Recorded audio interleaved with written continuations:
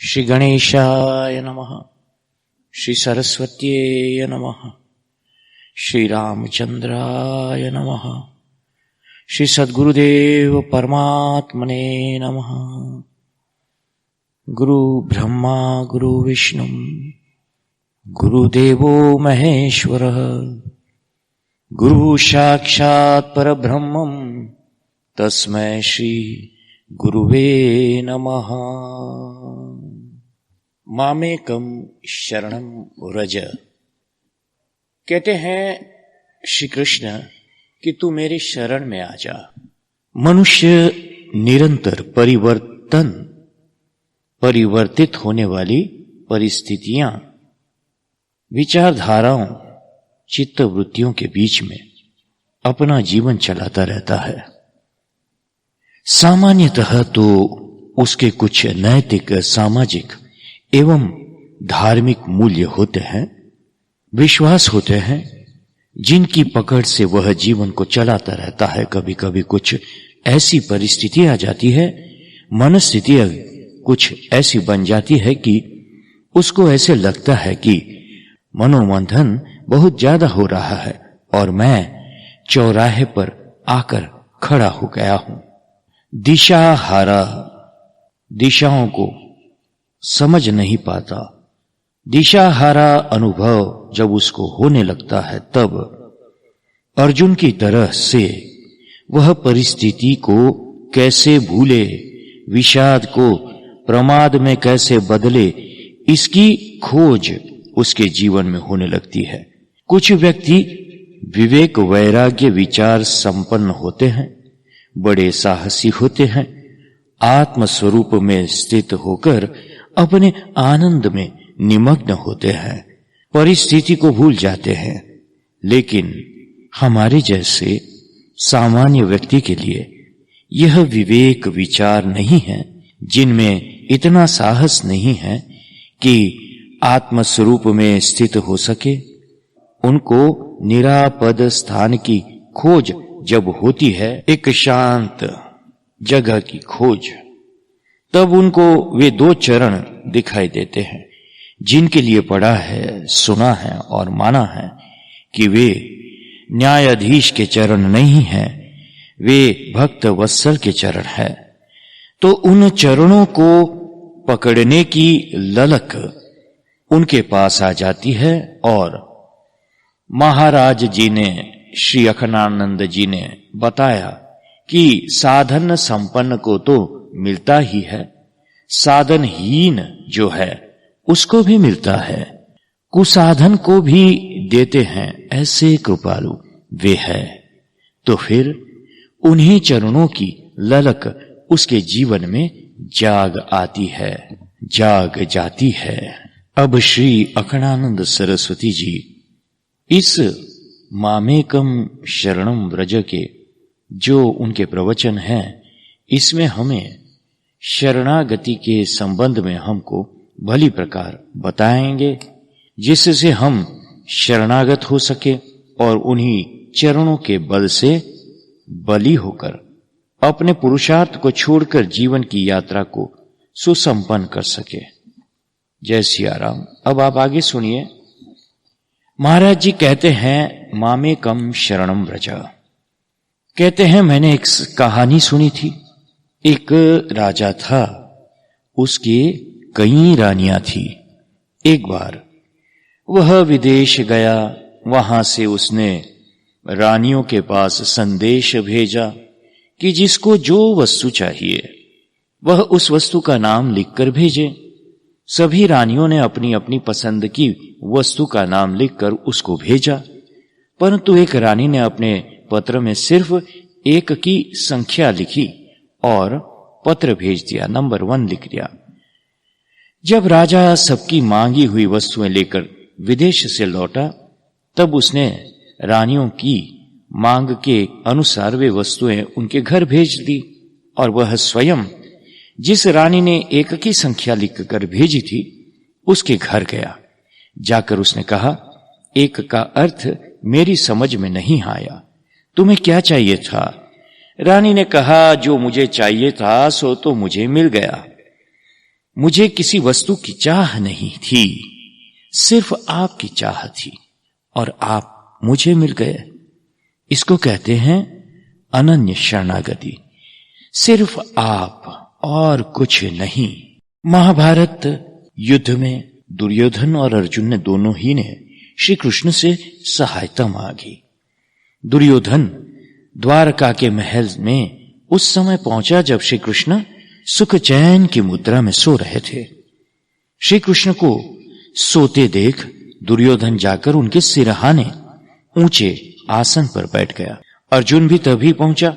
श्री कृष्ण को सोता देखकर वह उनके चरणों की ओर नीचे आसन पर बैठ गया।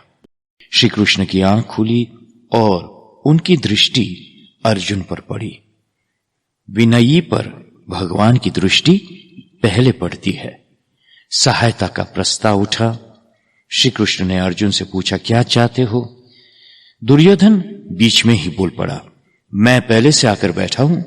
श्री कृष्ण ने कहा, यह ठीक है, तुम पहले से आकर बैठे हो, परंतु मैंने पहले अर्जुन को देखा है और अर्जुन तुमसे छोटा भी है, इसलिए अर्जुन को ही पहले मांगने का मौका मिलना चाहिए।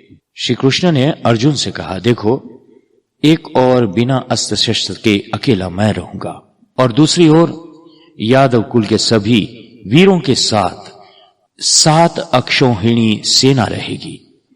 तुम्हें दोनों में से एक पसंद करना है। अर्जुन ने कहा, मुझे अकेले आप पसंद है। अकेले आप बिना अस्त्र शस्त्र के मेरी ओर रहिए। अर्जुन के इस निर्णय से दुर्योधन को बड़ी प्रसन्नता हुई कि बिना मांगे ही उसकी इच्छा पूरी हो गई। उसे सभी यादव वीरों सहित इतनी बड़ी सेना मिल गई। अर्जुन तो प्रसन्न था ही। अर्जुन का अकेले श्री कृष्ण को वर्ण करना शरणागति का प्रारंभ था। जब युद्ध प्रारंभ होने के समय आया तब अर्जुन ने श्री कृष्ण से पूछा, बिना अस्त्र शस्त्र के रहोगे ना? श्री कृष्ण ने कहा, हां। अर्जुन ने कहा, तब मेरे रथ के सारथी बन जाओ। सारयति अश्वान इति सारथी ही, जो रथ के घोड़ों का संचालन करे वह सारथी। वेद में मंत्र है, सुसारथी नश्चानिव। शिव संकल्प सूक्त में सारथी शब्द के वर्णन में है कि जीवन एक रथ है, बुद्धि सारथी है और बुद्धि में बैठे हुए श्री कृष्ण धियो यो नः प्रचोदयात्, बुद्धि के प्रेरक अंतर्यामी, बुद्धि के अधिष्ठाता शरण्य है। शरणे साधु शरण्यः, जो शरणागति की रक्षा में संपूर्ण रूप से तत्पर रहता है उसको शरण्य कहते हैं। यह है श्री कृष्ण की एक लीला, जो एक सेवक की तरह अर्जुन के रथ का संचालन करते हैं, उसके जीवन को दिशा देते हैं।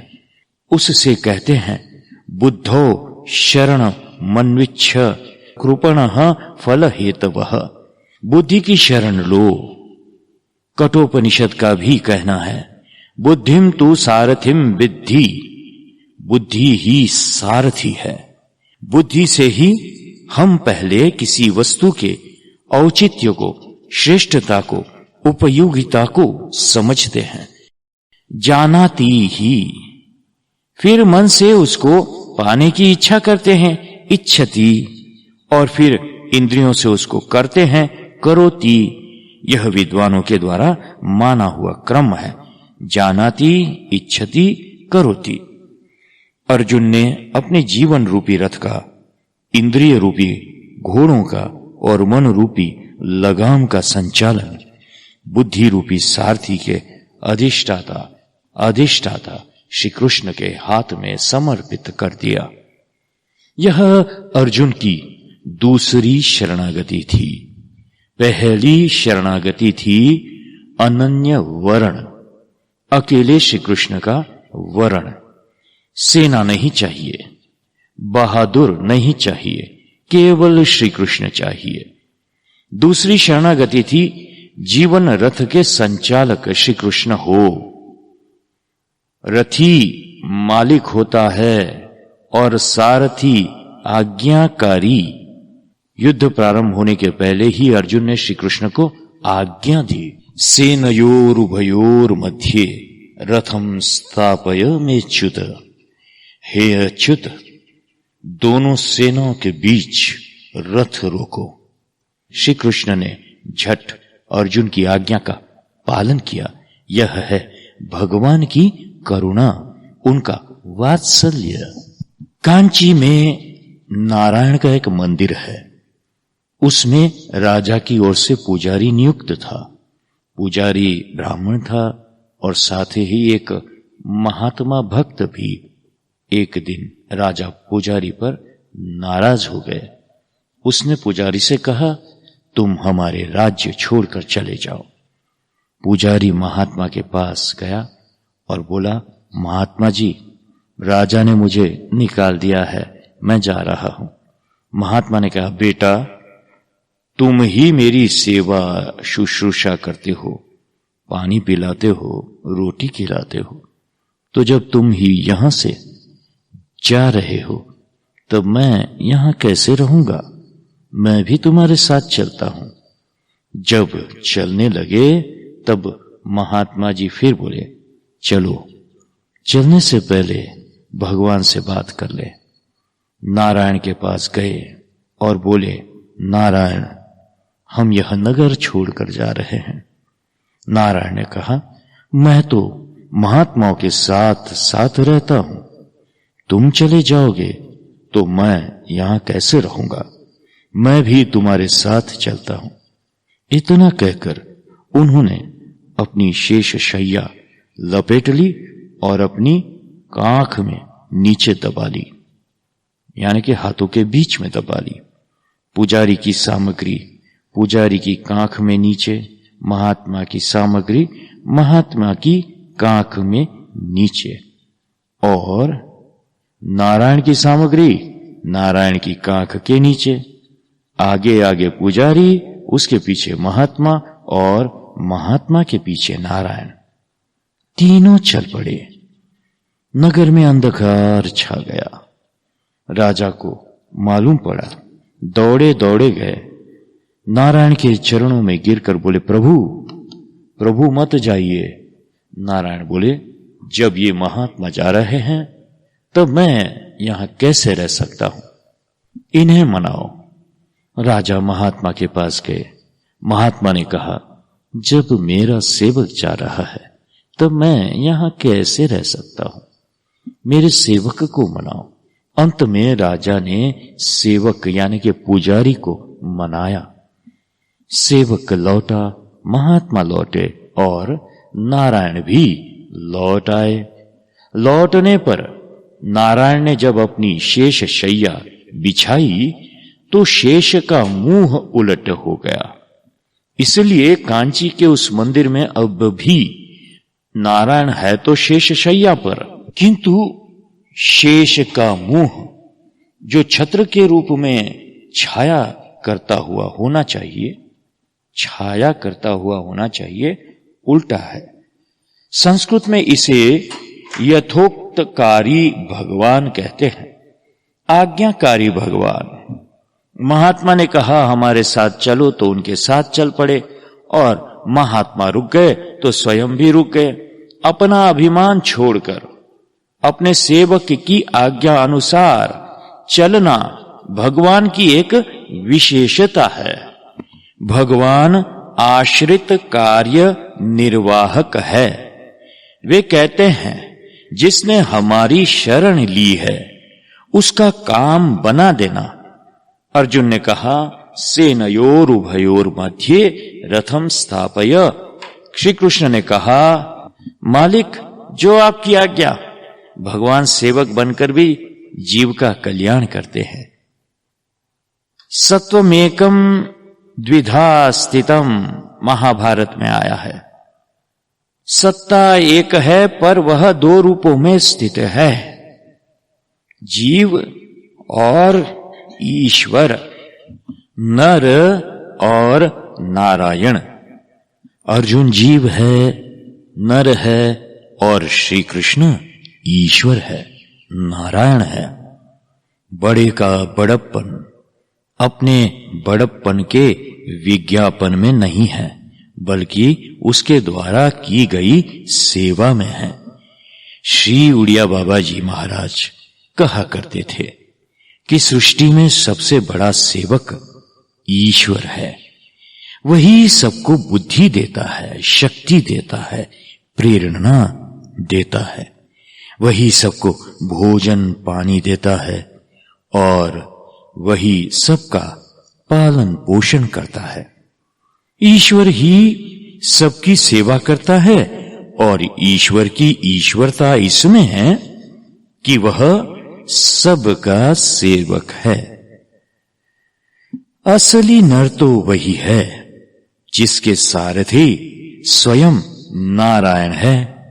जब तक नर के सच्चे सारथी नारायण नहीं बनते, तब तक नर के नर होने में भी संदेह रहता है। अर्जुन नर है और उसके सारथी स्वयं नारायण। अर्जुन आश्रित है और कार्य निर्वाहक श्री कृष्ण।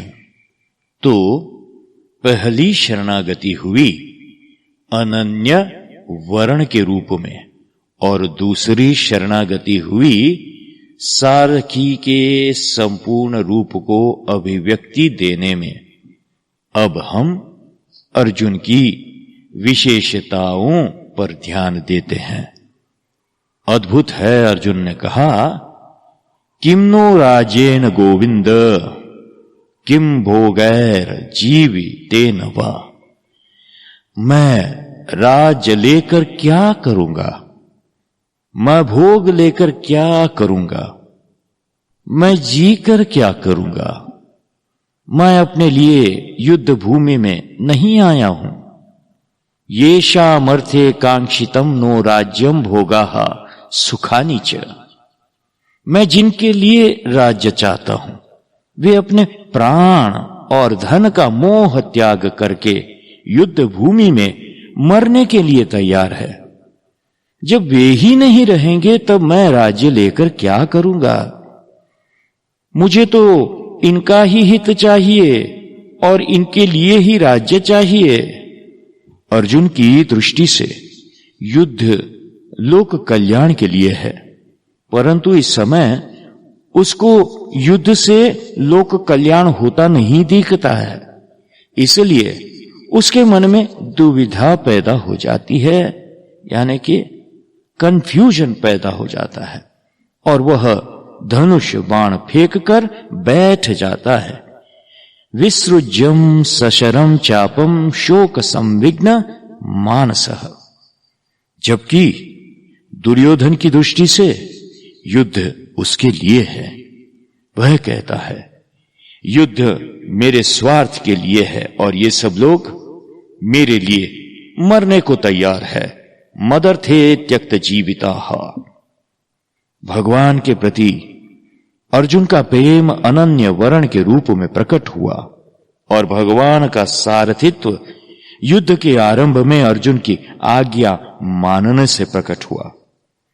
परंतु अर्जुन ने अपनी बुद्धि का सारथी भगवान को बनाया है, इसकी भी तो अभिव्यक्ति होनी चाहिए। दुनिया के सामने यह भी तो जाहिर होना चाहिए कि अर्जुन सचमुच अपने शरीर में रहने वाली बुद्धि को नहीं, बल्कि श्री कृष्ण की बुद्धि को ही अपनी बुद्धि मानता है। मनुष्य के साधारण बोलने चलने, हंसने खेलने के ढंग से भी जाहिर हो जाता है कि उसका झुकाव कहां है। वह किस टेढ़ी नजर से और किसे प्रेम भरी नजर से देखता है। आनुकूलस्य संकल्पः प्रतिकूलस्य वर्जनम रक्षतीति विश्वासो गोप्तृत्व वर्णम तथा आत्मनिक्षेप कार्पण्यम षड विद्या शरणागति ही। नारद पंचरात्र में आता है। शरणागति का एक अंग है, एक ब्रांच है, दैट इज वन अंग। शरणागति का एक अंग है कार्पण्य। इसे लोग जल्दी स्वीकार नहीं करते, परंतु अर्जुन सच्चा शरणागत है। वह स्वयं कहता है, कार्पण्य दोषो वह तस्व भावः।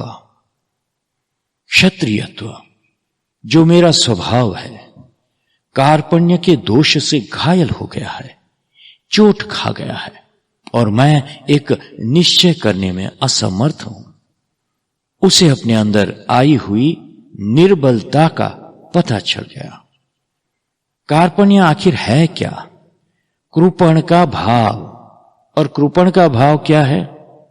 इसकी व्याख्या में बृहदारण्यक उपनिषद में कहा है, गर्गी दुनिया को जोर से पकड़कर रखने वाला कृपण होता है, क्योंकि उसके पास परमात्मा को, अक्षर तत्व को भी जानने का समय नहीं होता है।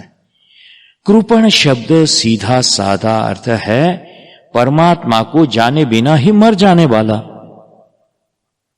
अर्जुन के यह कहने पर कि वह युद्ध नहीं करेगा, श्री कृष्ण ने अर्जुन को जोर से डांटा। जरा अपने मोह की ओर तो देखो, इतनी जोर से दुनिया पकड़े हुए हो कि कहते हो कि ये मेरे ताऊ चाचा, भाई बंधु, सगे संबंधी, रिश्तेदार, नातेदार है, और इनको छोड़ने को तैयार ही नहीं हूं। इस विषय में संजय कहते हैं कि अर्जुन के हृदय में कृपण का उदय हुआ, तम तथा कृपया विष्ठम। और श्री कृष्ण कहते हैं कि कुतस्त्वा कश्मलम, अकारण ही यह निर्बलता तेरे हृदय में आ गई। क्लैब्यम मा स्मगमः, नपुंसक मत बनो, उठो, क्षत्रिय हो। यह तुम्हारा मिथ्या निश्चय कि मैं युद्ध नहीं करूंगा, यह मिथ्या है। एक बार की बात है, गोहरण के प्रसंग में उत्तर रथी व अर्जुन सारथी बने थे। उत्तर यानी कि वह विराट का पुत्र। उस समय उत्तर युद्ध भूमि में यह कहकर भागने लगा कि मैं भीष्म, द्रोण, कर्ण और इन आदि वीरों के सामने नहीं लड़ूंगा। तब अर्जुन ने उत्तर को भागने नहीं दिया और पकड़कर रथ में बांध दिया और डांट कर कहा, मुझे सारथी बनाया है, तब लड़ोगे कैसे नहीं? और यदि तुम नहीं लड़ोगे तो मैं तुम्हारी ओर से लड़ूंगा, यह मेरी प्रतिष्ठा का सवाल है। और फिर अर्जुन अकेला लड़ा और उसने भीष्म, द्रोण, कर्ण सबको पराजित कर दिया। इस तरह हम देखते हैं कि अर्जुन को उस समय तो अपनी प्रतिष्ठा का ध्यान रहा कि जब वह सारथी है तब रथी भाग नहीं सकता, वह स्वयं युद्ध करके इसको विजयी बनाएगा। परंतु अब जब श्री कृष्ण सारथी बने तब वह उनकी प्रतिष्ठा की बात बिल्कुल भूल गया और स्वयं भागने को तैयार हो गया। इससे पता चलता है कि इस समय अर्जुन का स्वभाव सचमुच स्वस्थ नहीं है, निरोगी नहीं है, रोगी है। यदि स्वस्थ होता तो न चित्त में दुविधा आती और न ही अर्जुन धनुष बाण फेंकता। भगवान को युद्ध भूमि में अपना सारथी बनाकर ले जाता, वहां भगवान से शंख बजवाता और फिर कह देना कि मैं युद्ध नहीं करूंगा। सब अर्जुन की अवस्था के असावधानी के परिचायक है। They point at his state of mind and his unpreparedness. Arjun की समझ में यह बात तो बिना कहे ही आ गई थी कि उसके अंदर कार्पण्य आ गया है, जिसकी वजह से वह अपने सगे संबंधियों को छोड़ने में असमर्थ है। वह अपने आप को धर्म सम्मूढ़ चेता भी समझ रहा है क्योंकि वह नहीं समझ पा रहा है कि उसका धर्म क्या है। यहां धर्म यानी रिलीजन मत समझना कृपया। धर्म यानी कि कौन से समय क्या करना चाहिए, जैसे कि आपकी प्रकृति हो। आप अगर जज हो तो आपको क्या करना चाहिए इसकी समझ होनी चाहिए आपको। अगर आप कोई योद्धा है, आर्मी में है, तब अगर दुश्मन सामने आए तो तब आपको क्या करना चाहिए इसकी समझ हो आप में। यह आपका धर्म है कि आप लड़ो। तो इस तरह से जो अपने धर्म को नहीं समझ पा रहा था अर्जुन, युद्ध करना कि युद्ध नहीं करना, वह कहता है कि श्रेयो भोक्तुम भोक्ष्यमपीह लोके, मुझे भिक्षा मांग कर भी इस जीवन का निर्वाह करना पड़े और युद्ध न हो तो वह अधिक कल्याणकारी होगा। कृष्ण, इस तरह हम देखते हैं कि अर्जुन की बुद्धि ठीक उसी तरह आगे पीछे आंदोलित हो रही है, swinging and like a pendulum. जिस तरह झूले में बैठा हुआ आदमी आगे पीछे होता रहता है। श्री कृष्ण अर्जुन से फिर कहते हैं, धर्म्याद्धि युद्ध श्रेयोन्यत क्षत्रियस्य न विद्यते। बाबा, एक क्षत्रिय के लिए, एक योद्धा के लिए धर्मयुक्त युद्ध से बढ़कर दूसरा कुछ नहीं होता। और जो धर्म की रक्षा करने के लिए आगे बढ़ चुका है उसका पीछे हटना ठीक नहीं है। आगे बढ़कर पीछे हटना नहीं काम मर्दानों का। जाके समूहे दुश्मन बैठे ताके जीवन को धिक्कार। अब अर्जुन बोलते हैं, नचय द्विग्मनः कतरन्नो गरियो। महाराज, धर्म के निर्णय में असमर्थ हो गया हूं और मेरा स्वभाव मेरे विपरीत हो गया है। मुझे समझ में नहीं आता कि मेरे लिए प्रवृत्ति धर्म ठीक है या निवृत्ति धर्म ठीक है। यच्छ्रेयः स्या निश्चितम ब्रूहि तन्मे, कहता है मुझे बतलाइए। शिष्यस्तेहम शाधि माम त्वाम प्रपन्नम, कहता है मैं आपका शिष्य हूं कृष्णा, मुझे शिक्षा दीजिए। यह बुद्धि को शरणागति हुई उसकी। प्रपन्न का अर्थ होता है अपनी ओर से भगवान के चरणों को पकड़ना। प्रपद का अर्थ होता है पंजा, पांव का ऊपरी हिस्सा। और शरणागति होती है भगवान के तलवे में। तलवे यानी पैरों के नीचे। श्री वैष्णव संप्रदाय में भी प्रपत्ति और शरणागति को अलग अलग मानते हैं। यह अर्जुन की प्रपत्ति हुई, मैं तुम्हारा शिष्य हूं, मेरा शासन करो, मुझे शिक्षा दो। अब देखो, सेना के संबंध में प्रपत्ति हुई। अनन्य वर्ण आश्रित कार्य निर्वाह के संबंध में प्रपत्ति हुई। सेनयोर रुभयोर मध्य और बुद्धि के संबंध में प्रपत्ति हुई। शिष्य से हम शाधि माम त्वाम प्रपन्न। सुनिए एक बार। अब देखो, सेना के संबंध में प्रपत्ति हुई माने अनन्य वर्ण। आश्रित कार्य निर्वाह के संबंध में प्रपत्ति हुई माने सेनयोर उभयोर मध्य और बुद्धि के संबंध में प्रपत्ति हुई माने शिष्य से हम शाधि माम त्वाम प्रपन्नम। परंतु फिर भी अभी शरणागति में त्रुटि है, कुछ खोट है, कुछ कमी है, यह पूरी नहीं है। पूर्ण कैसे नहीं है? अगले श्लोक में अर्जुन बोलता है, नयोत्स्य इति गोविंद मुक्त्वा तूष्णीम बभूवः।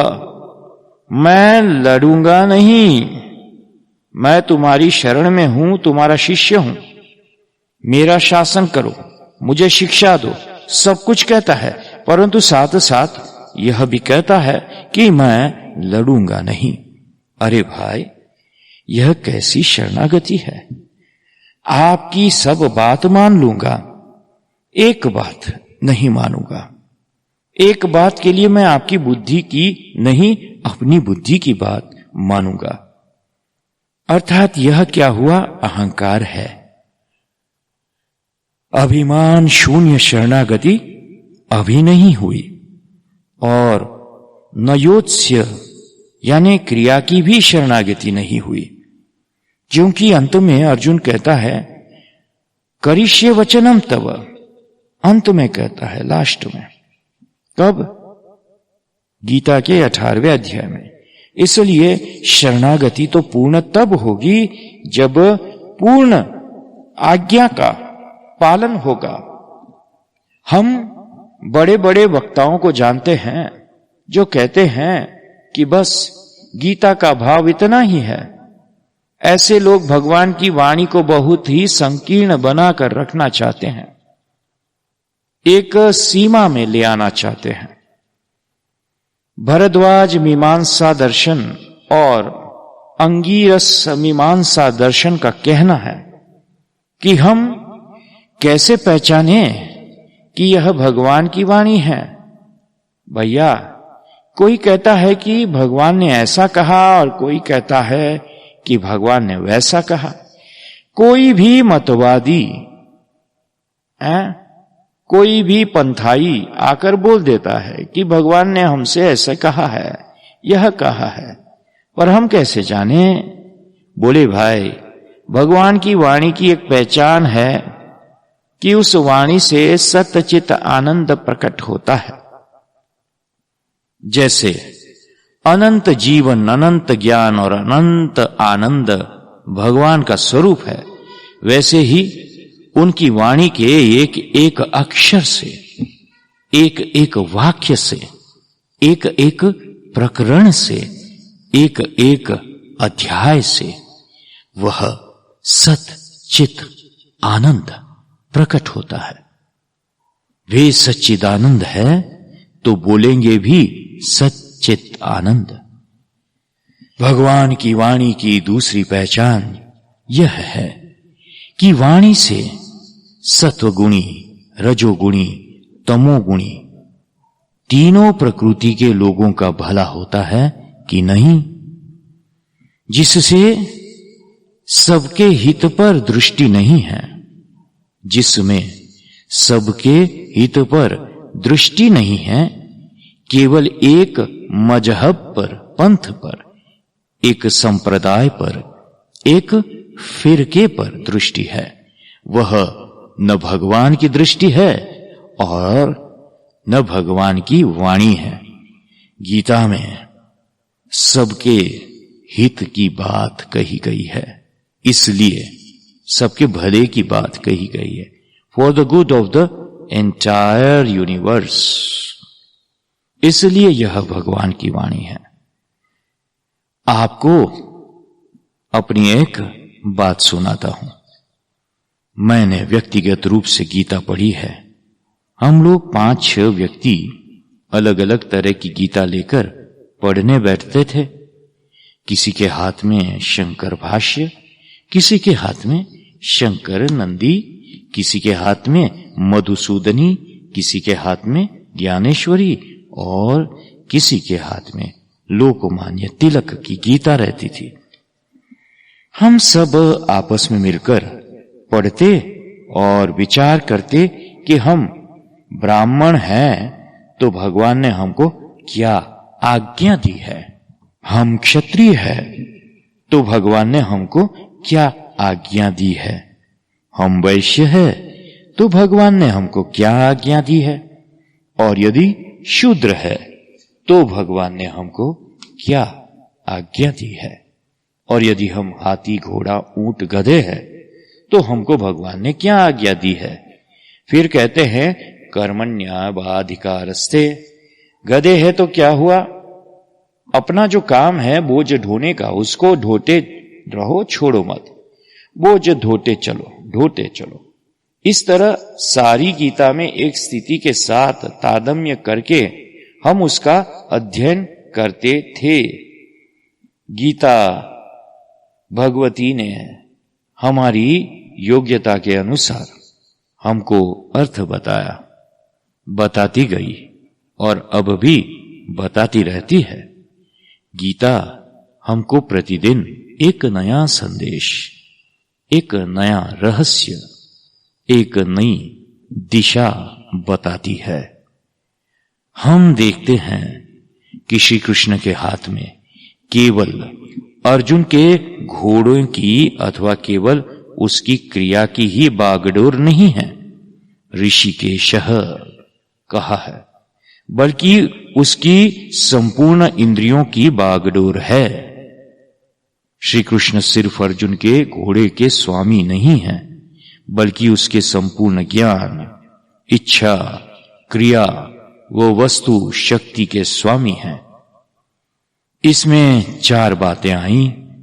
एक का वर्ण, सारथी की सत्यता की अभिव्यक्ति, लोक कल्याण की दृष्टि व श्रेयस का अनुसंधान।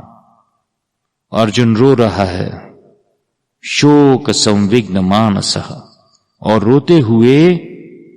रोते हुए के सामने हंसते हुए कुछ कहना उचित नहीं है, इसलिए प्रहसन्नीव भारत। श्री कृष्ण भीतर से हंस रहे हैं और बाहर से कह रहे हैं, अशोचान्यन वशोचस्त्वम। अरे अर्जुन, शिष्य बन गया, प्रशासन के लिए आग्रह करता है और साथ ही कहता है कि मैं लड़ूंगा नहीं। कैसा शिष्य है? करुणा उमड़ पड़ी भगवान के हृदय में और यह शरणागति ग्रंथ गीता श्री वैष्णव की भाषा में प्रकट हो गया। ओम शांति शांति शांति। अब यहां से हम हर रोज मामेकम शरणम व्रज, गीता के अंदर गीता मैया ने जो शरणागति की बातें कही है, एक भगवान और अर्जुन के संवाद के रूप में, वह हम सुनेंगे हर रोज। जय सिया राम, जय श्री कृष्ण।